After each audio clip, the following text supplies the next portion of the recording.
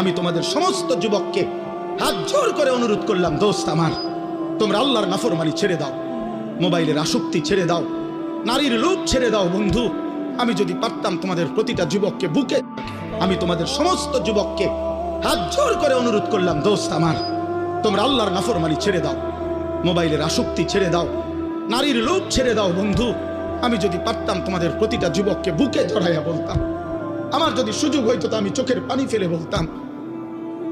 কেমনে বললে বুঝতা তোমরা? কেমনে বললে বুঝতা? কারো প্রতি কোনো হিংসা বিদ্বেষের কোনো দরকার নাই দোস্ত। ধাক্কা ধাক্কি ঠেলাঠেলি করার সময় নাই। দিন বাঁচানো, ইমান বাঁচানো, ইসলাম বাঁচানো। আগামী জেনারেশন, আমার 3 বছরের বাচ্চা আছে, অনেকের ঘরে 2 বছরের বাচ্চা আছে, কুলের বাচ্চা আছে। আমাদের চেষ্টা করা উচিত আগামীর জমিনটা, আমাদের স্ত্রী সন্তান, আগামী প্রজন্ম যেন ইসলাম নিয়ে বাঁচতে পারে, ইমান নিয়ে বাঁচতে পারে। এটাই হবে সাধনা। আমাদের সন্তান, আমাদের প্রজন্ম যেন আজানের শব্দে বাঁচতে পারে। এই জন্য এই জমিন যদি আমরা নিরাপদ না রাখি, আমরা যদি আল্লাহকে সেজদা না করি, আল্লাহর নাফরমানি করি, প্রায় আমার বন্ধু, আমার বাপ, আমাদের উপরে আযাব আসে, আমাদের উপরে আযাব আসে। আল্লাহ বলছে, বান্দা, দুনিয়ায় ডুবে থাকার শাস্তি আমি বুঝাবো। কাল্লা সাউফা তা'লামুন সুম্মা কাল্লা সাউফা তা'লামুন, কবরেও বুঝাবো, জাহান্নামেও বুঝাবো। কাল্লা লাউ তা'লামুনা ইলমাল ইয়াকিন লাতারাবুন্নাল জাহিম সুম্মা লাতারাবুন্নাহা আইনাল ইয়াকিন।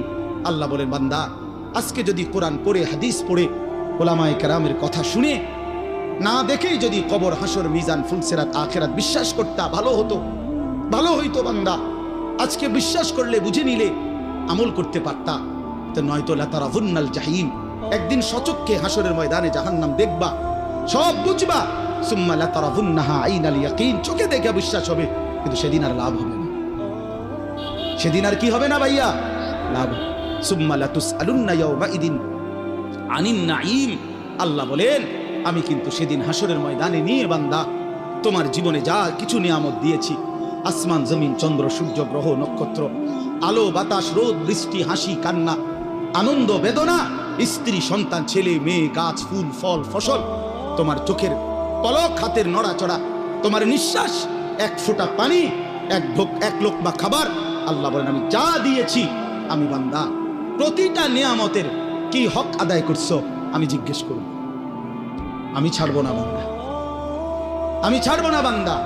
তুমি শুনছো আমি গাফুর, কিন্তু এটাও জানো তুমি আমি কাহ্হার। তুমি এটা শুনছো আমি রহমান, এটাও শুনো আমি জব্বার, আমি যুনতিকাম, আমি প্রতিশোধ গ্রহণকারী, আমি প্রচন্ড শাস্তিদাতা, আমার আযাব বড় ভয়ানক। এজন্য ভাই আমার, বন্ধু আমার, চলো আজকে নিয়ত করি, কবরবাসীদের জন্য আমরা দোয়া করি, আর আমরা যারা জীবিত আছি আমরা আমাদের জীবন গঠন করি, বলি ইনশাআল্লাহ। একটা ছোট্ট কথা আগে বুঝেন, সবাই বুঝতে ভালো। কোরআনুল কারীমের মধ্যে আছে, হযরত মূসা আলাইহিস সালামকে আল্লাহ তাআলা প্রথম যখন তুর পাহাড়ে, আমরা সবাই জানি যে আল্লাহ তাআলা মূসা আলাইহিস সালামের সাথে তুর পাহাড়ে কথা বলছেন বহুবার, মানে ওয়াহি নাজিল করছেন। আল্লাহর কথা মানেই ওয়াহি।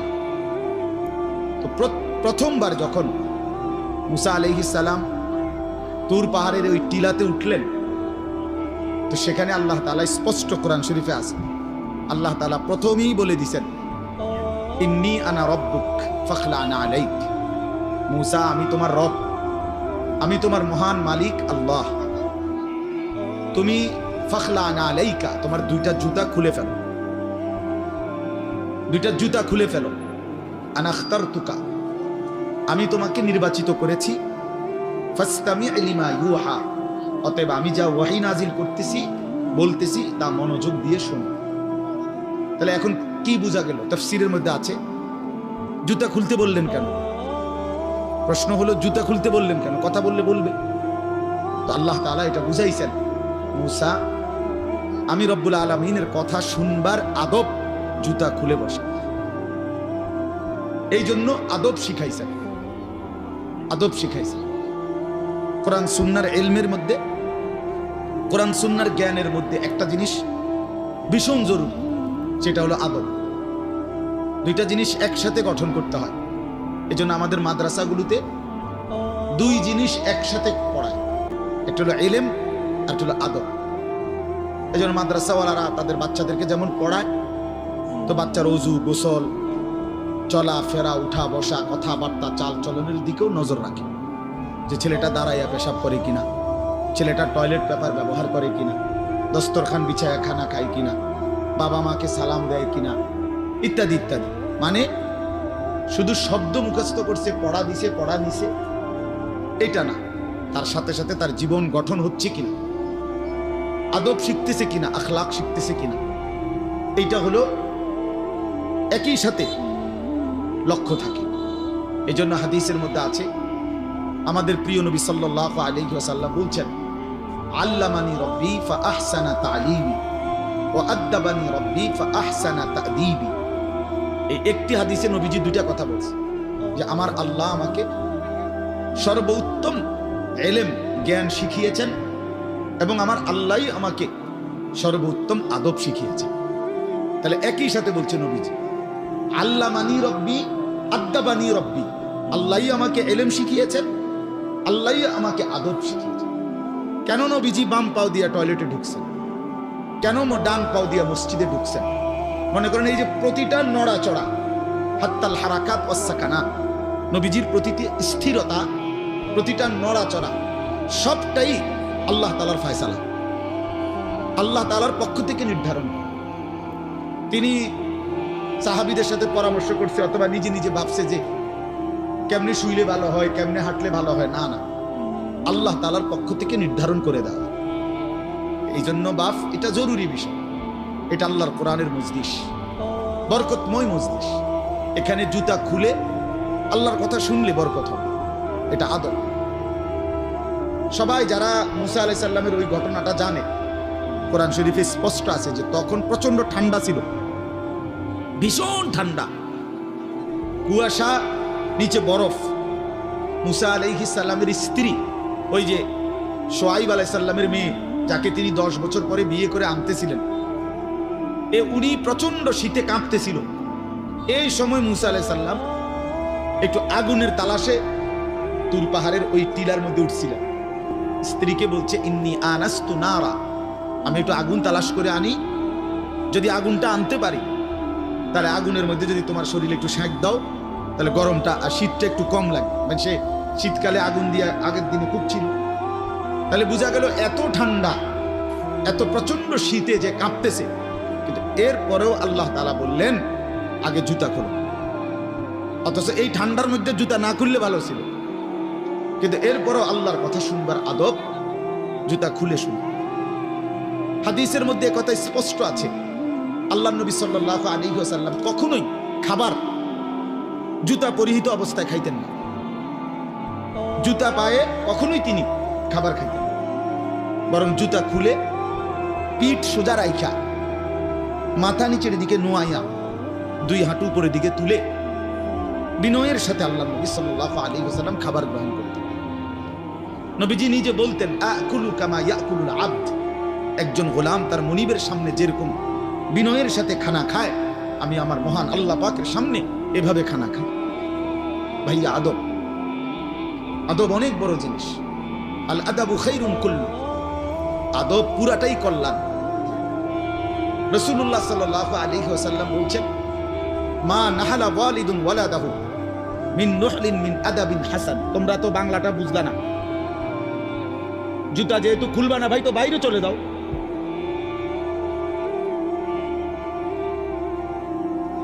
আশ্চর্য মানুষ। না না, অনেকের আছে গাদ্দারি স্বভাব, যে আমি যেমনি আছি এমনি শুনি। এটা সিধা করতে হবে। জিন্দেগি যদি সোজাই না হয় তো বললাম কারে,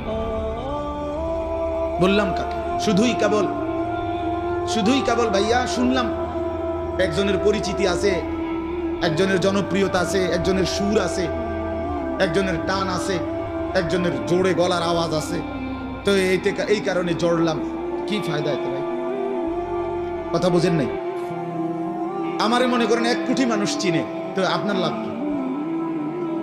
আমারে 10 কোটি মানুষ চিনে, সারা পৃথিবী চিনে, তো আমারে চিনলে তোমার লাভ কি? তুমি কি বদলাইলা, এটা না দেখার বিষয়। আমি আমার জন্য কি গ্রহণ করলাম, এখানে কার জনপ্রিয়তা আছে না নাই, এটা দিয়ে কে ঘাস কাটে? জনপ্রিয়তা দিয়া হয় কি? কিচ্ছু না, কিছুই না। পৃথিবীর জনপ্রিয় অজনপ্রিয় সব মানুষই ভাত খায়। তো আর জনপ্রিয়তার আলাদা ভ্যালু কি? ঘুম যায়, পেশাব পায়খানা করে, তো তার এনে কি আহামরি কি? এটা কিচ্ছু না, এটা ধোকা ছাড়া আর কিচ্ছু ধোকা। এই জন্য ভাই আমি আবারও অনুরোধ করছি, তোমরা কষ্ট পাইও না, প্যান্ডেলের ভিতরে দাঁড়াইও না। আমি অনুরোধ করলাম কমপক্ষে প্যান্ডেলের ভিতরে ভাই মাহফিলের যেই যুব সমাজরা আয়োজন করছো ভাই, তোমাদের কাছে অনুরোধ আমার, তোমরা কয়েকজন কমপক্ষে স্বেচ্ছাসেবকের দায়িত্ব পালন করো। যারাই দাঁড়িয়ে আছে তাদেরকে বসতে বলো। এটা ভালো, আজকের জন্য না, সব সময়ের জন্য।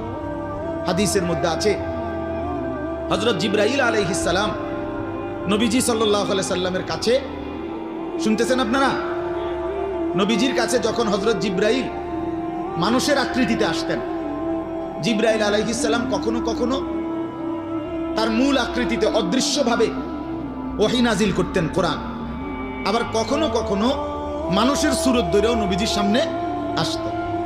হাদিসে কথা স্পষ্ট আছে যে যখনই জিবরাইল মানুষের আকৃতিতে নবীজির কাছে আসতেন, তো নবীজির সামনে এসে আদবের সাথে বসতেন। কিভাবে বসতেন? হাদিসের এই শব্দটা পর্যন্ত আছে, ফাসনাদা রুকবাতাইহি ইলা রুকবাতাইহি। মনে করেন নবীজি এদিকে ফিরা, তো জিবরাইল ওইদিকে মুখোমুখি মুখোমুখি বসতেন, এভাবে যে উভয়ের হাঁটু বরাবর, বুক বরাবর, চোখ বরাবর, এইভাবে মনোযোগ দিয়ে জিবরাইল আলাইহিস সালাম নবী সাল্লাল্লাহু আলাইহি সাল্লামের সামনে বসতেন। এরপরে তিনি বিভিন্ন বিষয় বলতেন, শুনতেন, নবীজির সাথে কথা বলতেন। তাইলে আদব এটা। আল্লাহর কোরআনের সামনে, রাসূলুল্লাহ সাল্লাল্লাহু আলাইহি সাল্লামের হাদিসের সামনে সর্বোচ্চ আদবের সাথে বসতে হয়, সর্বোচ্চ, এটা বসা, এটাই নিয়ম। হাদিসের মধ্যে আছে, আরো শুনাই আমি, হাদিসের মধ্যে আছে, হাদিসে কুদসি, কোন নেককার বান্দারা যখন আল্লাহর জিকির, আল্লাহর তেলাওয়াত, আল্লাহর কথা শুনবার জন্য, বসবার জন্য, বলার জন্য বসে, তো পুরা মজমা যখন শেষ হয়, তো আল্লাহ ফেরেশতাদেরকে জিজ্ঞেস করে যে আমার এই বান্দাদেরকে কি পুরস্কার দেওয়া যায়? তো তারা বলে, মহান আল্লাহ, আপনার ইচ্ছা। তো আল্লাহ তাআলা বলেন, শোনো, আমার এই প্রিয় বান্দাদের মজলিস যারা বসলো, আমি তাদের সকলকে মাফ করে দিলাম। তো ফেরেশতারা বলে, আল্লাহ, এখানে এমন লোকও আছে যে এমনি আসছিল, দ্বীনি উদ্দেশ্যে আসে নাই, আপনার কথা শুনতে আসে নাই, এমনি বইছিল আর কি, ইন্নামা জাআ লিহাজাতিন, ব্যক্তিগত কোনো উদ্দেশ্যে আসছে, তাকেও মাফ করে দিবেন। তখন আল্লাহ তাআলা বলেন হাদিসে কুদসি, হুমুল কওমু লা ইয়াশকা বিহিম জালিসুহুম, এই শব্দটা বুঝাইতে চাই। আল্লাহ তাআলা তখন বলেন, আমার প্রিয় বান্দাদের মজলিস, হুমুল কওমু লা ইয়াশকা বিহিম জালিসুহুম, এমন কওম, যে কওম, আল্লাহ বলে আমার নেক বান্দাদের মজলিস এমন মজলিস যেখানে যেই বসছে আমি আল্লাহ কাউকে বঞ্চিত করি, কাউকেই বঞ্চিত করব না, বরং ফেরেশতারা শোনো, আমি সকলকেই মাফ করে দিলাম। তাহলে এইখানে কথাটা কি, যে জালিসুহুম, আমার নেক বান্দাদের সাথে যারা বসছে আমি সকলকে মাফ করে দিলাম। তাহলে বোঝা গেল বসার গুরুত্বটা আলাদা। এই এতগুলো কথা বলার পরে আর আমার পক্ষে আর কিছু বলার নাই এই বিষয়ে, কোরআন সুন্নাহর আলোকে বললাম। এরপরে কোনো বদনসিব যদি নাই বসে, তার কি করার আছে? তার কি মাথার বাড়ি দেওয়া যাবে? কথা বুঝছেন? কাজেই এরপরে কোনো দুর্ভাগা না বসলে ঠিক আছে। ইসরাফিলের ফু যেদিন দিবে, সেদিনও বহু মানুষ গাফেল থাকবে।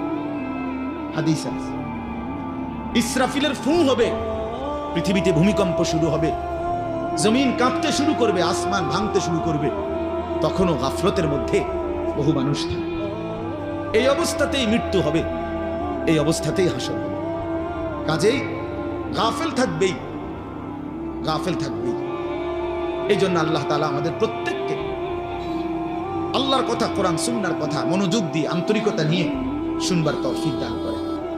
এবার আর একটা কথা, ছোট্ট কথা, যেটা হলো ভাই, মেহেরবানি করে প্রত্যেকে, এই যাদের হাতে মোবাইল, ভিডিওটা শোনার জন্য ধন্যবাদ।